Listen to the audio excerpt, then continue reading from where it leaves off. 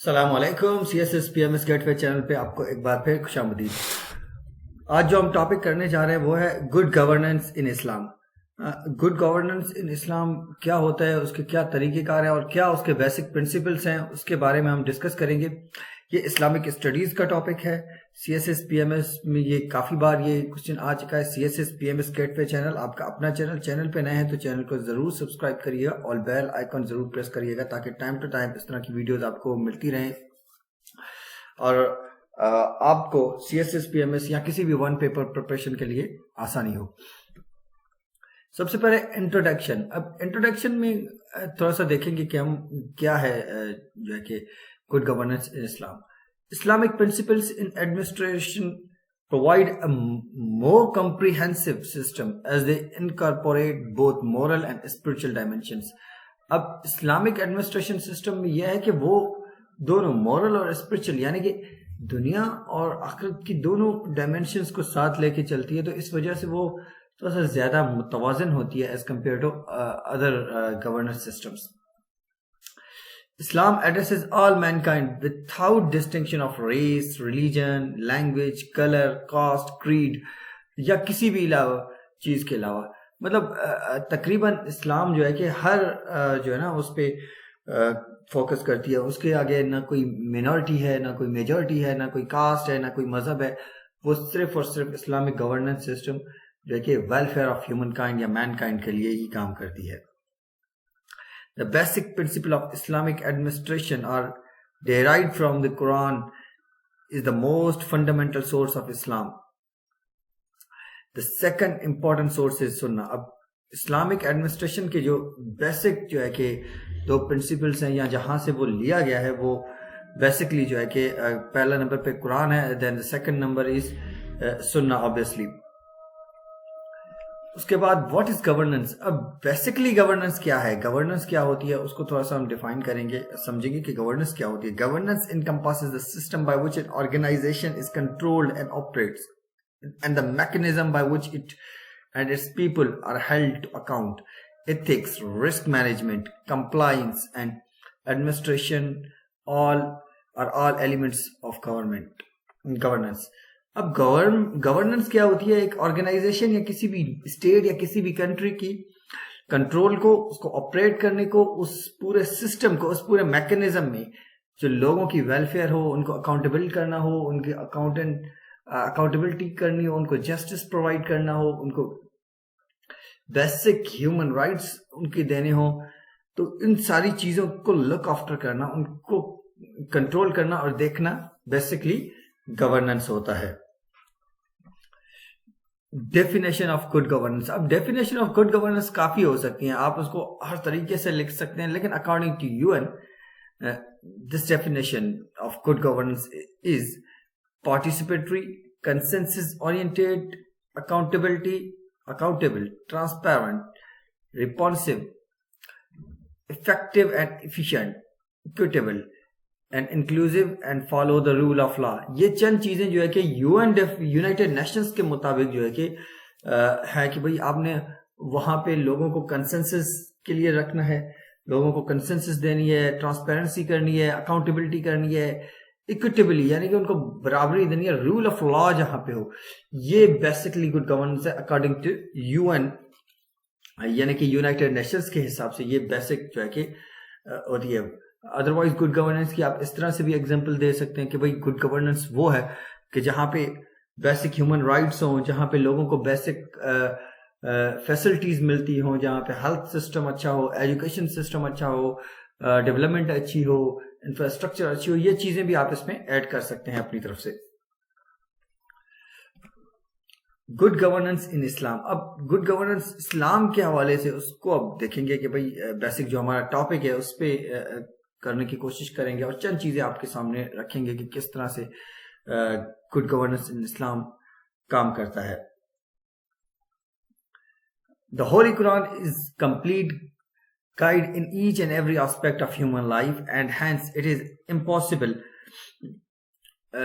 that Quran will not cover one of the most important aspects of human life, which is governance. जो है कुरान जो है कि पूरी गाइडेंस है ह्यूमंस के लिए, हम मुसलमानों के लिए, इंसान ज़ात के लिए, कि भाई वहाँ से आप अपनी डेली लाइफ जो है कि किस तरीके से गुजारनी है वो ले सकते हैं। लेकिन ना फ़कत वो, लेकिन गुड गवर्नेंस और गवर्नेंस सिस्टम के बारे में भी आप वहाँ से गाइडेंस ले सकते हैं। Holy Quran and Hadith give some very specific instructions on the way through which the rulers will behave with the public, and the way through which public will abide by the laws formulated by the rules of the collective welfare of the community and state. अब कुरान और हदीस की रोशनी में कि जो ruler होगा, हुक्मरान होगा वक्त का, वो लॉज को बनाएगा और उसके बाद पब्लिक को यानी कि आम आवाम को ये होगा कि वो उनको देखेगी कि किस तरह से उनको अबाइड करता है, उनको किस तरह से फॉलो करना है। ये कलेक्टिव वेलफेयर ऑफ कम्युनिटी होगी या स्टेट होगी। From the guidance given in the last book of Allah regarding this all important matters of human life we can derive from very basic conclusion. अब ये सारी चीजें जो है ना एंड शुरू से लेके एंड तक दी हुई हैं इसी अल्लाह की किताब कलाम पाक में, कुरान पाक में, जिसमें कि भाई आप बेसिक मैटर से लेके हर किस्म का मैटर गुड गवर्नेंस का इस्लाम में जो है उस पे जो है कि आप कर सकते हैं। Sovereignty belong to Allah. अब सबसे पहले तो गुड गवर्नेंस ऑफ इस्लाम में जो है कि sovereignty belongs to Allah. The holy Quran clearly lays down his rule of governance by the saying the rule is only for Allah in Quran. This verse tells the Muslims that whenever they establish a state in any part of the world, the foremost source of the law will be the Quran.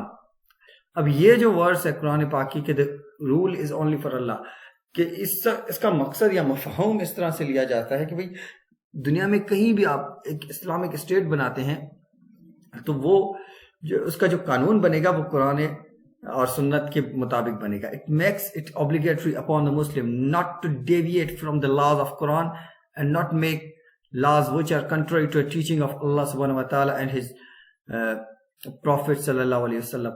अब ये जो है ना आयत ये बताती है कि आपने वो कानून नहीं बनाने, वो लाज नहीं बनाने जो कंट्ररी हो, जो डायरेक्टली कन्फ्लिक्ट करते हैं अल्लाह की टीचिंग के साथ या रसूलुल्लाह सल्लल्लाहु अलैहि वसल्लम की टीचिंग के साथ। When the Holy Prophet ﷺ passed away, Hazrat Abu Bakr Razallahu Ta'ala Anhu was chosen as the leader of faithful. He, in his very first speech, asked the Muslims to follow him in the rulings which are in accordance with the law of Allah and condemn him and try to bring on the right, straight path when he deviates from what is in Quran.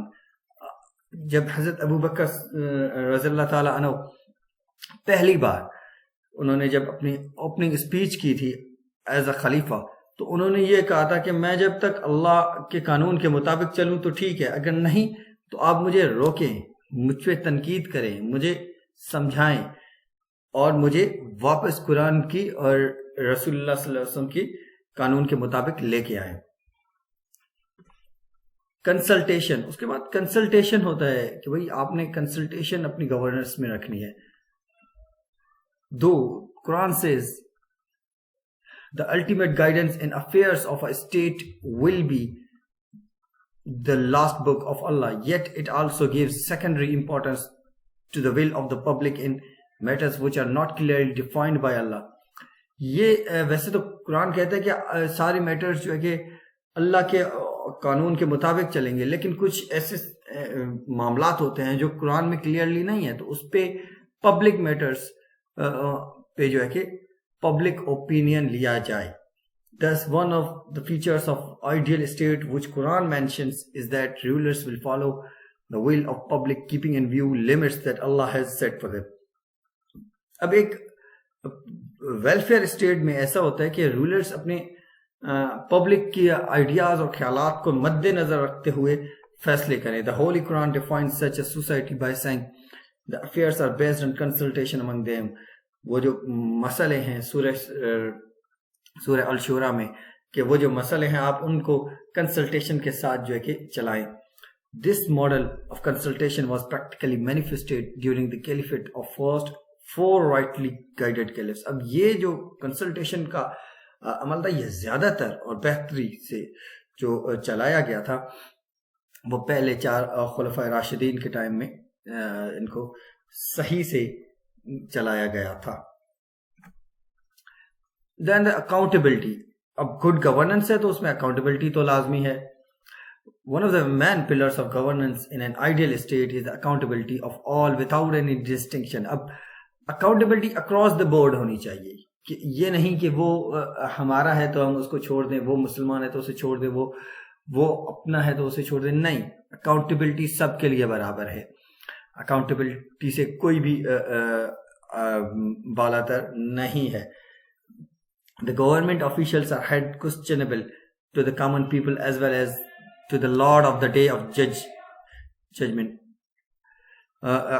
Public office holders जो भी है, वो government officials जो भी है, वो public के आगे भी अकाउंटेबल होंगे और अपने वहाँ के वक्त के हुक्मरान और अल्लाह के आगे भी उनको हुक्मरान अकाउंटेबल होना है। अल्लाह सुब्हानहू व तआला says in the Quran, every soul has to taste the death. Surah Al Imran. अल्लाह कहते हैं कि हर सा वाली चीज को, हर जानदार चीज को मौत का जायका चखना है। Under the guidance, when the first caliph of Islam took the oath, he appeared before the people and asked him to make him accountable if he strays away from the path shown by Allah and his Prophet ﷺ। अब पहले खुलफा ने यह कहा था कि भाई मैं अकाउंटेबल हूँगा, ओथ लेने के बाद, हलफ लेने के बाद उन्होंने कहा मुझे अकाउंटेबल बनाएं अगर मैं भटक जाऊं अल्लाह के और उसके रसूल के दिखाए हुए रास्ते से। जस्टिस, उसके बाद justice system. Justice is very basic tenet of a healthy society and Islam stress upon the ruler to deal justly with public. अब जस्टिस जो है कि किसी भी सिस्टम में, किसी भी सोसाइटी में जहां जस्टिस नहीं होगा वो सोसाइटी ही सरवाइव नहीं कर सकती, वो सोसाइटी कभी चल ही नहीं सकती, वो सर्टेनली कोलैप्स करेगी और वहां पे हर चीज दरम बरम हो जाएगी। और इस्लाम बहुत जबरदस्त किस्म से जो है कि इस पे एम्फसाइज करता है कि जस्टिस होना चाहिए। Fourth Caliph of Islam, Hazrat Ali Razallahu Ta'ala anhu, while telling us about importance of justice in a state, says a state can survive under an adulterer ruler but cannot survive under cruel leadership। हजरत अली रज़ियल्लाहु ताला अन्हु हमें बताया कि कोई भी society, कोई भी स्टेट एक बुत परस्त के साथ तो चल सकती है, बुत परस्त हुक्मरान के साथ तो चल सकती है, लेकिन उस जालिम या उस हुक्मरान के साथ नहीं चल सकती जो इंसाफ नहीं करता। The Quran says, O you believe, stand out firmly for justice. Surah An-Nisa. Quran कहता है कि ईमान वालों जो है कि आप इंसाफ के लिए खड़े हो जाएं। ओबेइंग लीडर, अब अपने लीडर को ओबे करना, आपके वक्त को हुक्मरान को ओबे करना। While the Quran has provided a detailed guide to the leadership of how to rule over a section of society or state, it has also provided a code of conduct to the public। Quran ने हमें बताया है कि आपने अपने leader को किस तरह से उनके साथ उनको फॉलो करना है, उनके किस तरीके से एक सोसाइटी को वो चलाएगा, लेकिन एक कंडक्ट बताया है पब्लिक के लिए भी। According to this code, the general public will obey each and every law which is not against the spirit of teaching of Islam, and public will listen to instructions of the leadership and will act upon। जो general public है, अवाम है, वो ओबे करेंगे अपने leader को उन laws में जो अगेंस्ट इस्लाम नहीं है, जो इस्लाम के कंट्री नहीं है, कॉन्फ्लिक्ट नहीं कर रहे इस्लाम से, उनको तो ओबे करना है और वो उनकी हर हुक्म को मानेंगे जो इस्लाम के मुताबिक है। The Quran says, obey God and his prophet and those who have authority over you. सूरह निसा। कुरान कहता है अल्लाह को माने, उसके रसूलुल्लाह सल्लल्लाहु अलैहि वसल्लम को माने और उनको माने जिनको जो आपके ऊपर हुक्मरान हैं, उनको भी मानना है। एंड में कंक्लूजन इसको थोड़ा सा हम देंगे तो conclusion The Quranic model of governance was implemented during the era of 4 rightly guided caliphs, and the result was a true welfare state. अब कुरानिक जो मॉडल ऑफ गवर्नेंस है वो तो जो प्योरली हुआ था वो 4 खुलफा के दौर में हुआ था, लेकिन एक वेलफेयर स्टेट बना था. Now it is time again to move back towards original principles of Islam and from a welfare and peaceful state for all without any distinction based on religion, caste, etc., sect and color or creed. अब जो एक Islamic state बनानी है, एक peaceful state बनानी है, तो हमें एक बार फिर बगैर किसी मजहब, बगैर किसी जात, बगैर किसी नस्ल, बगैर किसी रंग के फर्क के कि ये अरबी है, ये अजमी है, ये हिंदू है, ये मुसलमान है, उसके फ़र्क के बगैर हमने एक स्टेट बनानी है. और स्टेट को जो है कि हमने तभी बन सकती है जब हम इस्लामिक प्रिंसिपल्स पे दोबारा अमल करेंगे. Thank you very much. अगर आपको ये लेक्चर अच्छा लगा तो चैनल को सब्सक्राइब करिएगा, बेल आइकन ज़रूर प्रेस करिएगा ताकि टाइम टू टाइम इस तरह की वीडियोज़ आपको मिलती रहें. दुआ में याद. अल्लाह हाफिज़.